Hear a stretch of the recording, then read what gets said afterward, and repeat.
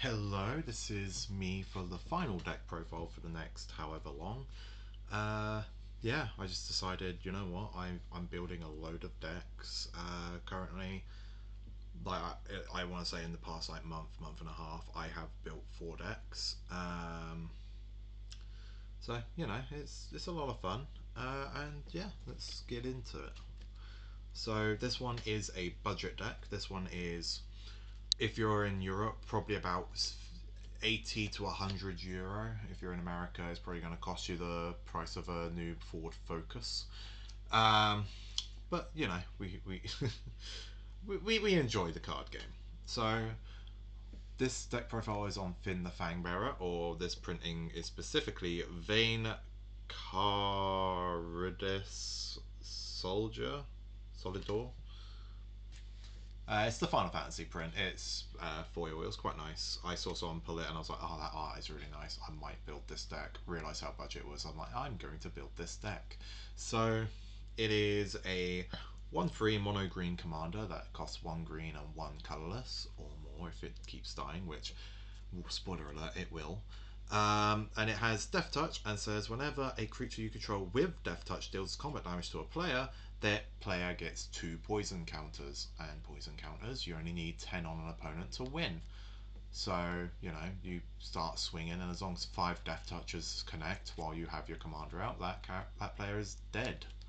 So it is very annoying to deal with. However, it's very easy to deal with. Like, it's annoying because you don't like it, but it's also very easy to just go, hey, just pop the commander, who he himself has Death Touch, so he does actually give poison counters too. So we're going to go into this, and as I said, it's quite a budget list, so this one might actually be within budgets of people who are watching this. If you're like, I can only spend like £50 a month on the game, in about a month and a half you could probably afford this deck. It's really cheap. We're going to go into this. We're going to go with the 1 mana Death Touchers of Chajuru Blightblade is a 1 mana 1/1 Death Toucher. Moss Viper is a 1 mana 1/1 Death Toucher. Fangs of Shigeki is a 1 mana 1/1 Death Toucher. Sedge Scorpion is a 1 mana 1/1 Death Toucher. Ankle Biter is a 1 mana 1/1 Death Toucher. Next, we go into the ones that are slightly better. We go into Dragon Sniper, which is a 1 mana 1/1 Vigilance Reach Death Toucher. We go into Namura Renegade, which is a 1 mana 1/1 Death Toucher with it, when it enters, it gets a 1/1 counter on it if a permanent I control left the battlefield this turn.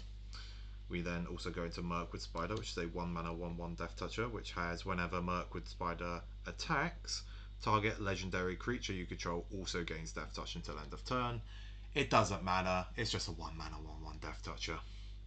Then the most recent 1 mana 1/1 Death Toucher we got was Gran Pulse Oku from the Final Fantasy set. It's 1 mana 1/1 Death Toucher with tap 8 mana, and until end of turn this creature gets +1/+1 for each card in your graveyard. We we don't care, but hey, 1 mana 1/1 Death Toucher.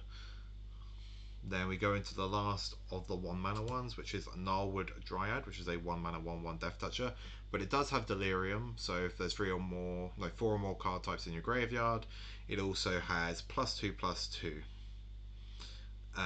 So, it's not too bad. But again, it's just 1 mana, 1/1 Death Toucher. So it's 1 mana to potentially give someone 2 poison counters.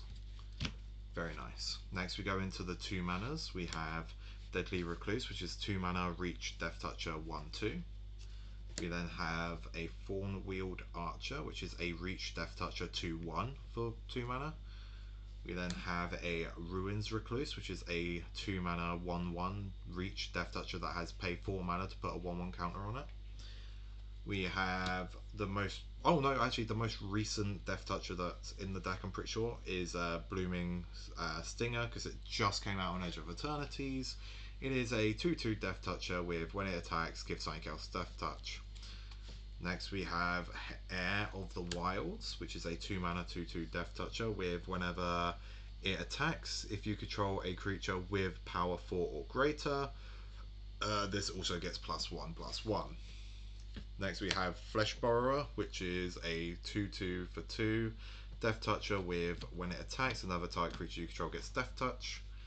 Next we're going to go into the like 2 mana and 3 mana. But because there's 2 of them, it's Death Touchers that are mana dorks. We have a Nightshade Dryad, which is a 2 mana Death Toucher that can tap for either a colourless or a mana of any colour. It is a 1/2 Death Toucher. And then we also have a Death Bloom Gardener, which is a 3 mana 1/1 Death Toucher with just add 1 mana of any colour. Once again, it's just a nice mana rock. Next we go into the Death Touchers that are kind of their own thing, like they have their own reasons, but most of the reason is that they're Death Touchers. We have Hornet Queen, which is a flying 2/2 Death Toucher with for 7 mana. However, when it ETBs, you create 4 1/1 flying Death Touchers. So this alone, if you untap with it, is lethal to an opponent in the sky, because it creates a total of 5 Death Touchers. So you can kill someone outright if they don't have flyers with this card, and they don't have a way to stop you. Also, there is a way to give everything haste, so if you manage to get both at the same time, nice. Next we go into Kura, the Boundless Sky. It is a flying Death Toucher for 5 mana, that's a 4/4. And when it dies, you either get a basic land and put it into your hand, or it's up to 3 basic lands, sorry. And it doesn't even have to be basics, you can just grab any lands. Or when it dies, you can create an XX green spirit token, where X is the number of lands you control. So it's a Death Toucher that either leaves another board presence or gives you one of the utility lands we're running. So honestly not bad for 5 mana. Next we go into Oakhame Adversary. It is a 4 mana 2/3 Death Toucher that has, if an opponent controls a green permanent, it costs 2 less, so it could end up being a 2 mana. It is a Death Toucher that has, whenever it deals combat damage to a player, draw a card. So not only are you giving poison, you're drawing cards as well. It's very nice. Next we have Kessig Recluse, which is a Reach Death Toucher for 2. That's a 2/3 for 4 mana. We then have Acidic Slime, which is a Death Toucher. It is 5 mana for a 2/2 that when it ETBs, destroy a permanent, essentially. Then we have Glowing One, which is a Death Toucher 2/2. And whenever it deals combat damage to a player, they get Radiation. And whenever a player mills a non-land card, I gain a life. Nice. Next we have Erinys Gloom Stalker, which is a Death Toucher that says whenever it attacks, return target land card from your graveyard back to your battlefield. So if an opponent gets rid of one of your lands, or they're milling you out and you actually think, I want that land, you can grab it while it's again on a nice little Death Toucher. Then we have Toxicrene, which is a Reach Death Toucher for 4 mana, that is 2/4. And it has the ability of all lands have tap to add 1 mana of any colour and lose every other ability. Which basically shuts off land players, it shuts off people who are playing like utility lands. And I'll tell you now, we're running 3 lands that aren't basics in our deck, so the likelihood of it affecting us is quite low. We then have a 4 mana Reach Death Toucher that is a 2/3 that has, when it dies, put up to 1 other target card from a graveyard on the bottom of its owner's library. So when it dies, oh no, anyway, let's get rid of that card in your graveyard you're thinking of reanimating. Or I can reuse one of mine. Skullwinder, essentially what I just said you could do with that. It's a 1/3 Death Toucher for 3 mana, but then when it ETBs, you and target opponent grab a card from your graveyard and add it to your hand. Very nice. Then we have Farrak's Disciple for 4 mana, a 2/3 Death Toucher that has Renown, so if it deals combat damage, I put a 1/1 counter on it. Only the first time though, so it can only go up to a 3/4, but still not bad. Then we have Ichor Spit Basilisk, which is a Death Toucher for 3 mana, that's a 1/3, but it also has Toxic One, which means it does stack with the commander. So if this particular one does damage, it is 3 poison counters rather than 2, which is very funny. Then for the final Death Toucher, we have Questing Beast. It's a Vigilance, Death Touch, Haste. Questing Beast can't be blocked by creatures with power 2 or less. Combat damage that would be dealt by creatures you control can't be prevented. And whenever it does deal combat damage to an opponent, it can deal that much damage to target Planeswalker as well, as long as it's the one that they controlled. It is very well known for being a confusing card. The thing I care about is the almost unblockable Death Touch, Vigilance, and Haste. Now we're going to go into the 4 creatures that do not have Death Touch in this deck. We run them for their own reasons though. So we have ourselves a Mwonvuli Beast Tracker, who just has the ability of grabbing any of your Death Touches and putting it on top of your library when it ETBs. Then we have Evolution Sage, which has whenever a land enters, please proliferate. I don't have to explain why Proliferate is good in this deck. We have Hornet's Nest, which is a 0/2 defender, and if it takes damage, you can put that many 1/1 flying Death Touches out. So your opponent swings like a 30/30 non-trample, you just go block with this. I now have 30 Death Touches in the air. Then we have Contaminant Grafter as our final non-Death Toucher. However, it does have Toxic 1, so it might as well be. It has Trample, and whenever 1 or more creatures you control deal combat damage to 1 or more players, proliferate. And then it has a Corrupted ability, which will come up. At the beginning of your end step, if an opponent that has 3 or more poison counters on them, draw a card, then you may put a land card in your hand onto the battlefield. So you probably even just play this for the Corrupted ability.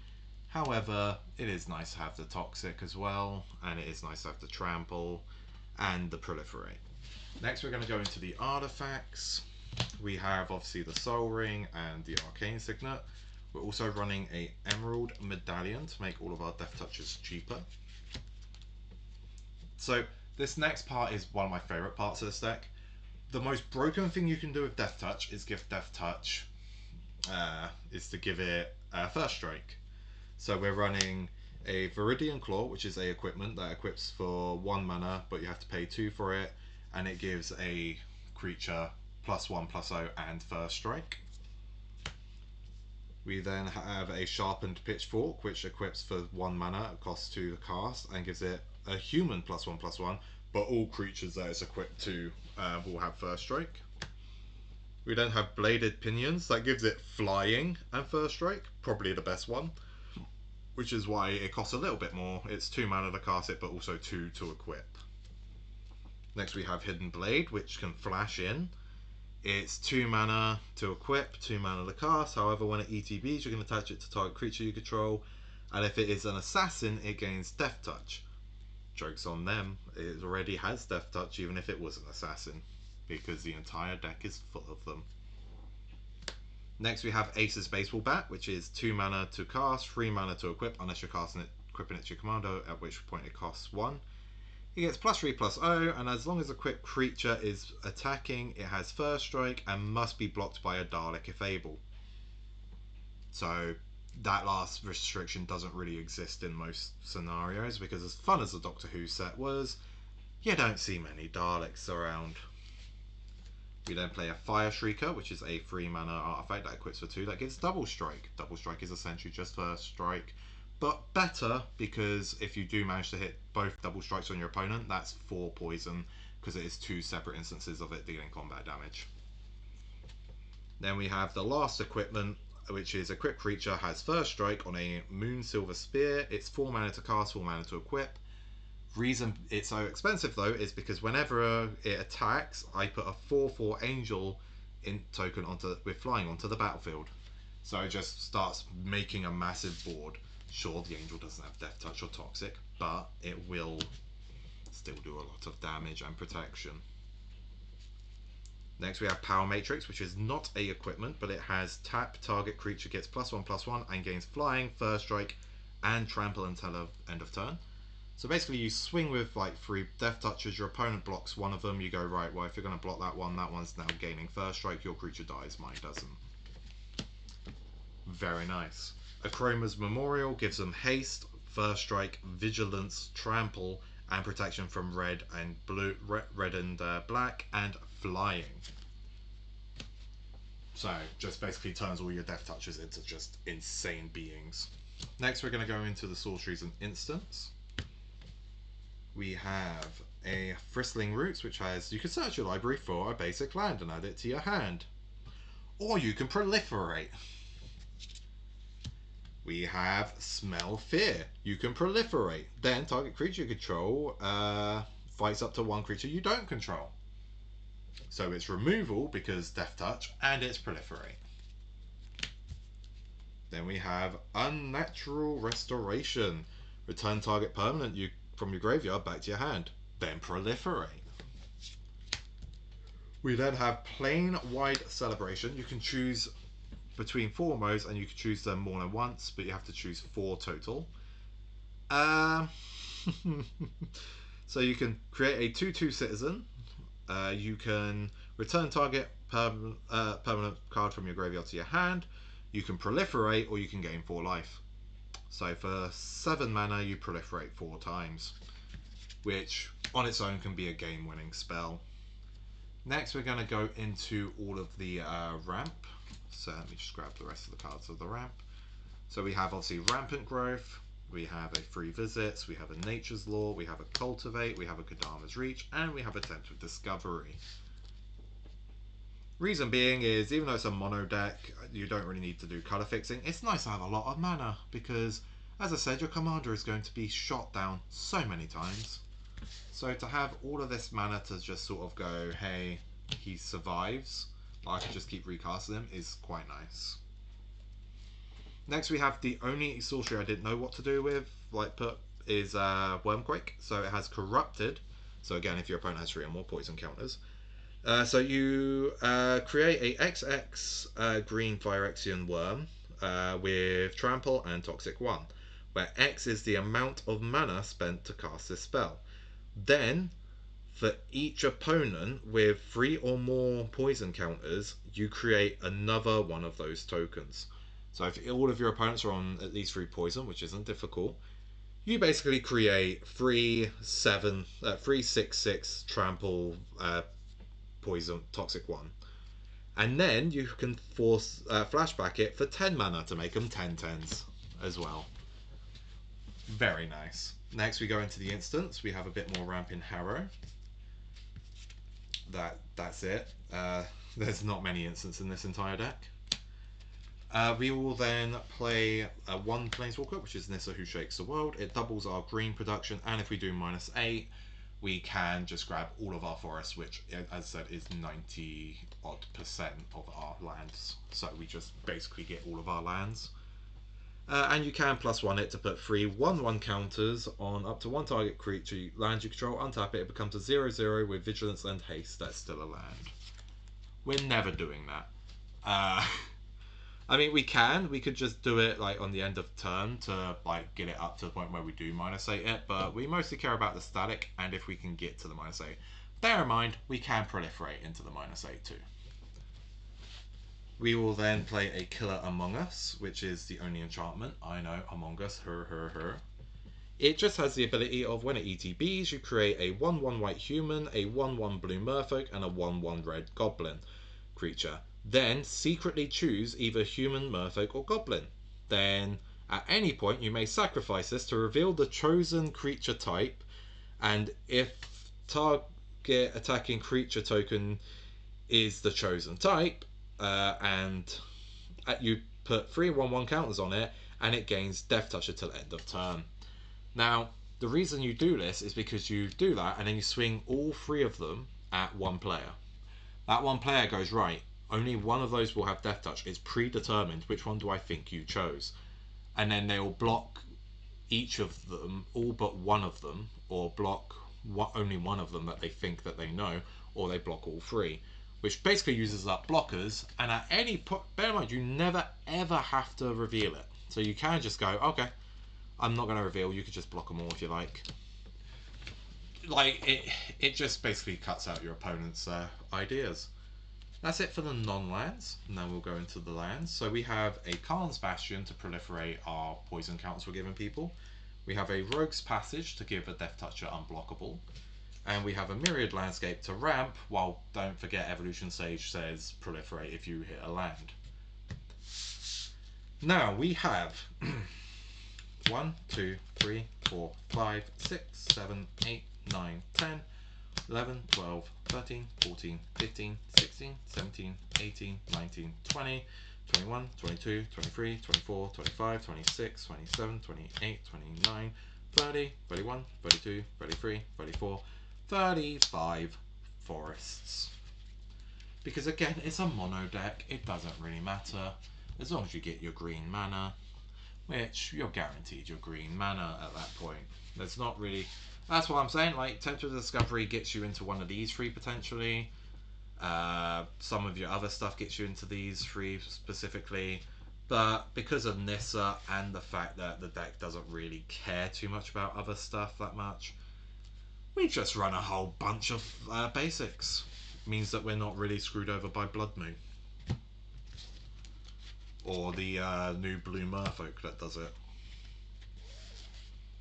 So yeah, that is the literally one of, if not the cheapest deck I own. It is so cheap, and it's actually really fun to pilot. You do become the threat very quickly, to the point that if someone knows how quick this deck can pop off, you're probably the threat the second that they see that you're playing the commander. So take this deck with, this is why I'm glad it's cheap. Take this deck with the idea that there's a good chance you're the public enemy #1 straight away. However, the deck is fun to pilot, as I said. I've definitely won a couple of games with it. I have made someone leave the table unhappy because, like, and to be fair, that one wasn't even on purpose. So I was going to swing it around, you know, spread the love a little bit. I know other Fynn the Fangbearer players like target one person and just keep whacking them until they're dead and then go on to somebody new. But I was thinking, well, because I'm running Proliferate, if I can at least get 2 poison counters on each of them, I can then start Proliferating and get my Corrupted going, blah, blah, blah, blah. And so I was like, right, I'm going to do it in clockwise. And because he was the first person without blockers in the clockwise rotation, I was like, oh, well, I'll target you. I'll hit you first. He wasn't very happy with that. He thought I was going to target him all game. I went, well, no, I'm just going to spread it. I'm genuinely going to spread it, at least for the first little bit. Then I might target somebody in particular. And he was like, no, I'm not taking it. And then he just left the table, which, you know what, I'm not going to blame him. It's not a fun mechanic to go against. It definitely was something I was just like, hey, I understand, but like, genuinely, I wasn't going to be that guy. But yeah, it's a very fun budget deck. I'm very happy I built it. And yeah, I hope you guys enjoyed this deck profile. You might even have a lot of these cards in your bulk, because 1/1 Death Touchers tend to be very bulk holding cards, so you might even be able to build the deck for cheaper than the 70 odd euro I paid, because I was missing quite a few of the Death Touchers. But that being said, I will leave you guys to enjoy the rest of your day, and I will see you all in the next one. Ta-ta for now.